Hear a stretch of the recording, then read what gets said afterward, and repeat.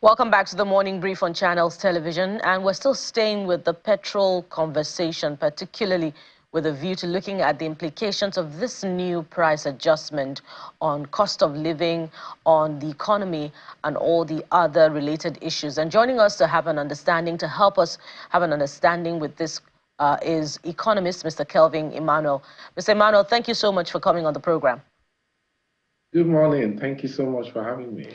Yes, indeed. I'm sure that, you went to bed reflecting on the new price reality as far as petrol is concerned.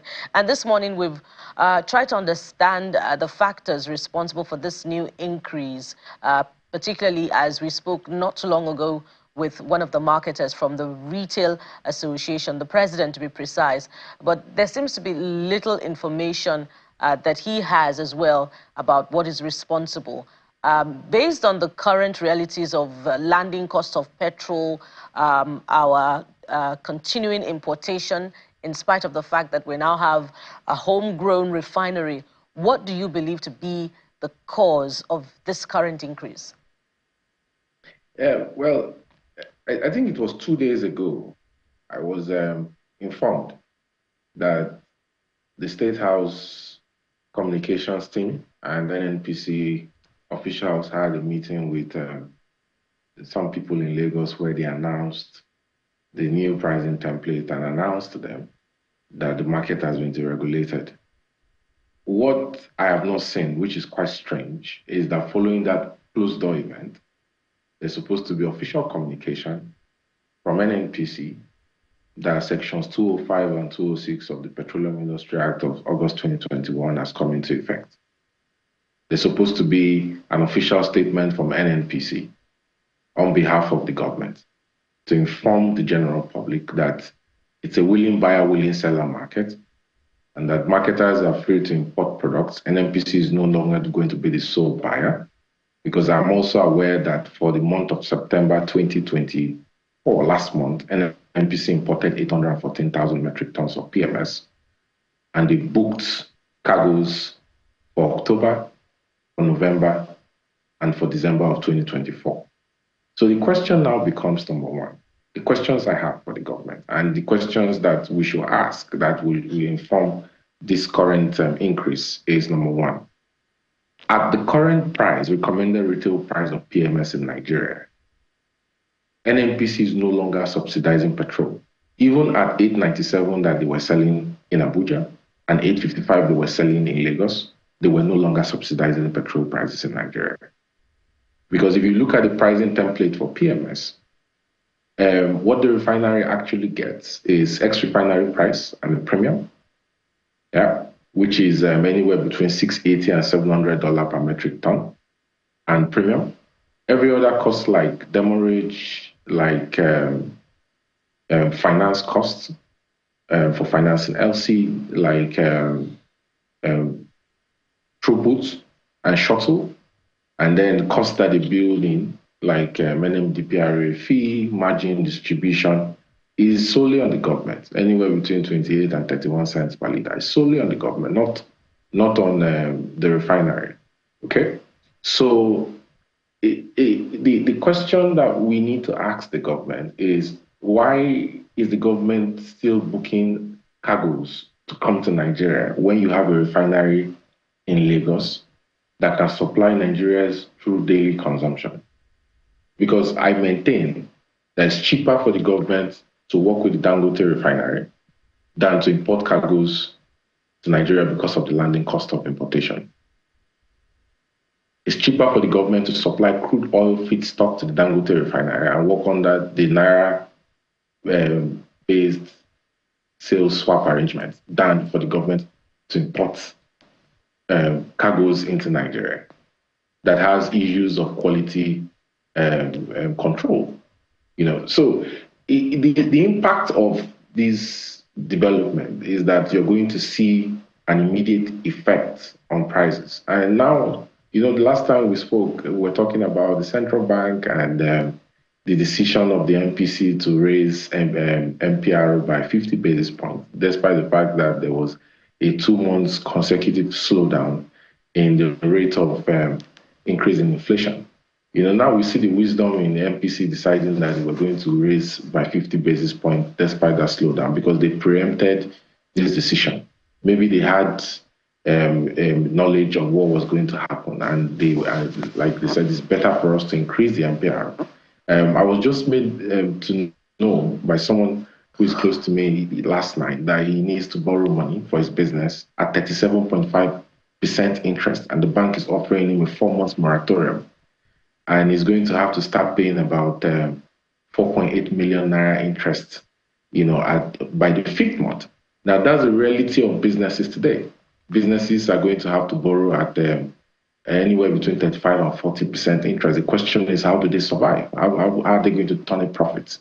And they're going to pass on this to consumers because as you have the RRP for PMS go up, you're going to see it reflect in inflation. When we see it reflect in inflation, it's going to affect the decision of the central bank to sacrifice growth on the altar of firm stability. So, I'm sure you have heard this question over and over again. What then is the advantage of Dangote Refinery if the only round of purchase was that the NNPC took from it some weeks ago, and it hasn't been buying from it since then, and we don't know much about the conversation between Dangote and the marketers? Does it then mean that Dangote is exporting what it is daily producing? Yes, number one, let me answer the question. The advantage of Dangote is that NNPC, for example, is owing traders, international traders, $6.8 billion in modified carrier agreements that it did to give them crude oil and then bring in PMS. Because of the many obligations it has, it for a while wasn't able to give them crude oil and get the PMS like it usually does. And so those debts piled up, right? Now, the advantage of working with Dangote is that you don't have a situation where your largest crude oil refiner, commercial refiner in Nigeria, is having to go to the market to source FX to import crude oil from Brazil and the United States, like he was, okay? So you take that pressure away from the FX market, which is very good. Number two, the advantage of working with him is that if you give him crude oil feedstock in Naira, you can enter an arrangement like the technical subcommittee had proposed, and they're signing an MOU, where he can give you back PMS of equivalent value at a Naira fix, right? That is very important because then the Platts system of gasoline pricing doesn't come into play. If you give him crude oil in dollars, he has to sell back to you in dollars, and then you have the exchange rate forces controlling the price. If you give him crude oil in Naira, he can peg the Naira rate at which he's giving you back PMS. Now, that's the advantage of working with him. And then the landing cost that is incurred for working with him. But, Mr. Emmanuel, into Nigeria. Mr. Emmanuel, pardon me, you don't get my point. I mean, what is the advantage to Nigerians if we have that refinery, a homegrown refinery, and NNPCL or government by extension is still choosing to book cargoes for petrol? No, so now the advantage, we don't have any advantage because the government is deciding not to work with Dangote. That's why we're not enjoying the advantage of Dangote Refinery in Lagos. If the government, keeps his promise and it does more than it says, because I insist, the minister sent out a press release where he said that the partnership with the Dangote Refinery has begun. But the question we have to ask is, as we speak today, as the government started delivering the 12 million barrels of cargoes that it promised the Dangote Refinery for the month of October, that's a question. Okay, has it really started implementing the partnership it said? That's the question we have to ask. So if the government is not taking advantage of the refinery by, working with the refinery to do what it says it will do, then the Nigerians are not going to feel the impact. Because the message that the government is sending to Nigerians is that it started working with Dangote, but you're not seeing any impact. When that is not the reality, the government is saying one thing and is doing another. Why would you say you're doing a partnership with the Dangote Refinery and then you're booking cargoes to bring in PMS into Nigeria? It doesn't make any sense.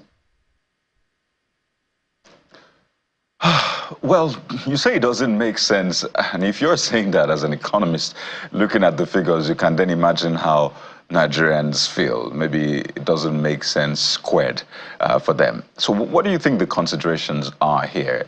Is it economic and I'm trying to give a benefit of a doubt, right? Is there maybe some economic consideration saying, okay, when we look at the dashboard, all of the other things, it pays us to go this way than this way? Do you think it is more political than economic? Just so we know what we are dealing with here and know that, okay, this is going to defy all economic, understanding, odds, textbook, and all. So let's face it with, politics or maybe spiritual. What do you think the consideration is here?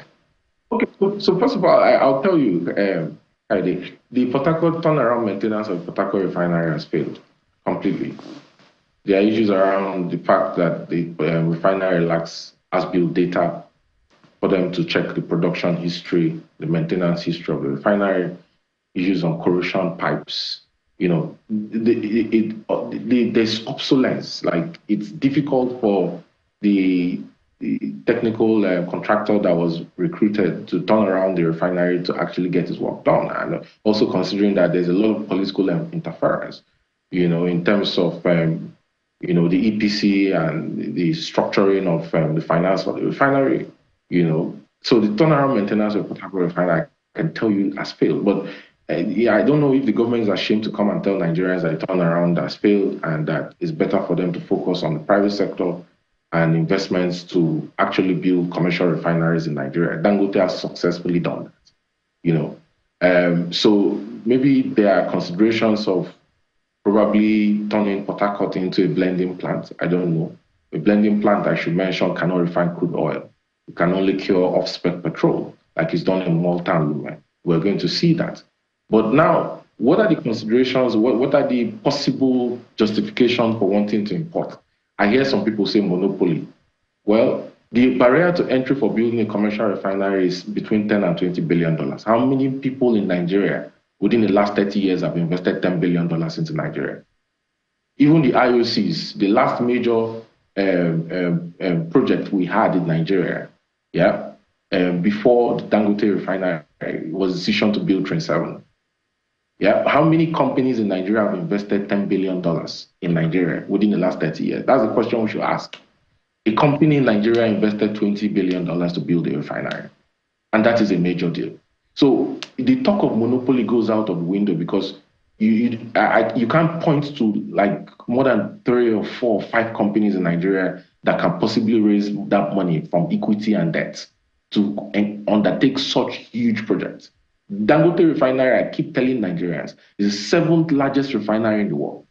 ExxonMobil is the largest oil and gas company in the world, but not even ExxonMobil has a refinery the size of Dangote Refinery anywhere in the world. And ExxonMobil has about 4 refineries that are in the top 20.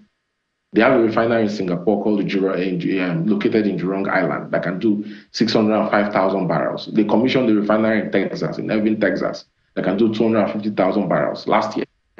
They don't even have a refinery the size of Dangote Refinery. It's a major deal.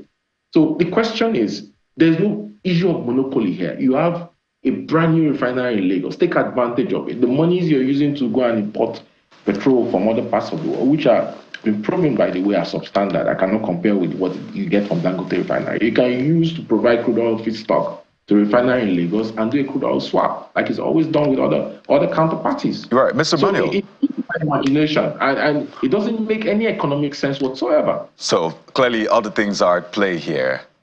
I mean, from those explanations, but there are no economic considerations because there are no real justifications for it. There you go. But a point was made earlier on by the president of Petro, and he said that in their dealing, for example, with Dangote, that they know the price of diesel that they get, but why is it that they can't get the price of petrol, Dangote's petrol from Dangote, and they find it rather odd. I don't know if you caught that interview just moments ago. So do you think there's also an economic consideration on the part of the business for not letting that out, or something else is at play here yet again? I'll tell you what is going on. Until NNPC writes Dangote and writes Nigerians and tell Nigerians that sections 205 and 206 of the PIA has been complied with and the market has effectively been deregulated. Because as we speak, NMDPRA regulates Dangote, and Dangote is subject to regulators. Today, as we speak, until there's official communication, not the closed-door meetings they had in Lagos earlier this week, to the public, and to the refinery, the price of PMS is still regulated by the government. And if the price of PMS is regulated by the government, a commercial player in the midstream sector cannot come and send out a price template because it's regulated. Diesel is not regulated by the government. Diesel was regulated by the government more than 10 years ago. Jet A1 was regulated by the government more than 10 years ago. So, of course, the refinery can produce price on that. But for PMS, the market is still regulated because there's not been any official communication. But, Mr. Emmanuel, is it cheaper for the NNPCL to import and settle its debt to its creditors, that it has incurred over time, or to buy cheaper petrol from Dangote and pay over time, in rethinking these considerations that we're talking about? Well, the NNPC told you that the landing price for what they were importing, which is it has issues of quality control because when the test was done, it showed that the sulfur level was over 1,500 ppm and the octane level was below like 85. The landing cost, they said, was 1,106 naira per liter. Dangote, the price of petrol from the Dangote Refinery, of course, is below 1,106 naira per liter. So if, for example, you're getting petrol ex-refinery price, and even when you build in all your finance costs, because when they were lifting from Dangote, they didn't have the cash to pay, so they had to go to a bank to get a letter of credit, and it came at the finance cost. All your shuttle and demurrage and the throughput costs and your NMDPRA inspection fee distribution, even when you build all of that into the pricing template, it was still well below what the NNPC claimed they were landing PMS at. So the question is, why land PMS at over 1,100 naira per liter, then apply a subsidy to Nigerians that cost the government? Because when you apply a subsidy, you have to use the revenues that NNPC generates from upstream to defray the cost, and you don't pay the government dividends. When you can buy petrol at a cheaper price from the Lagos refinery. The economics, the maths doesn't math. It's not mathing.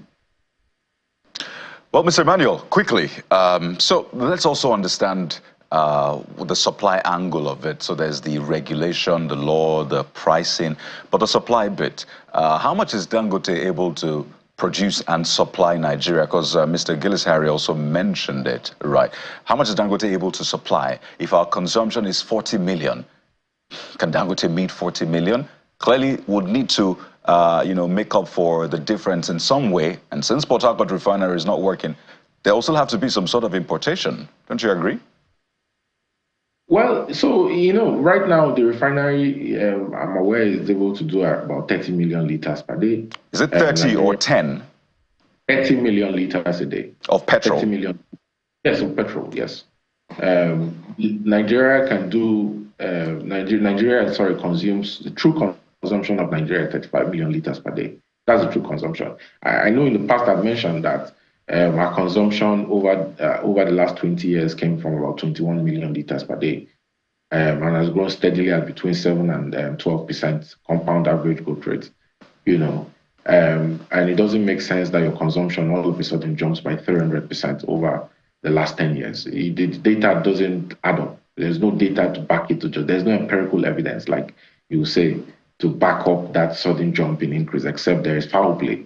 But the refinery is ramping up its capacity, and by Christmas, well, insiders have said that, well, it's doing 10 million or so, and not 30 million. So is that the goal by December, or that's what it is now? Absolutely not true. Because in fact, when NNPC started taking PMS from Dangote, they were taking the first two they started taking. They were taking a little more than 10 million liters a day. So it's absolutely false information that people will say that the refinery is only able to do 10 million liters of PMS per day. Absolutely not true. That's just new propaganda that people put out to justify importation. It's absolutely false information. So many questions left unanswered, Mr. Emmanuel, but thank you for helping us understand the issues so that we can ask those important questions of those who should answer, i.e. the Ministry of Petroleum and especially the NNPCL. We hope that when next we have this conversation, we'll be speaking in more positive terms than what we're seeing right now. Must continue to hope against hope. Mr. Kelvin Emmanuel, economist, thank you so much for your time on the program. Thank you for having me. And up next, we'll be speaking to something just as important. It's still impacting on the lives of Nigerians, maybe even the pocket as well, but especially the lives of Nigerians, is transportation on the waterways, matters of regulation and safety of travelers on waterways. So stay with us for that conversation. We'll be right back.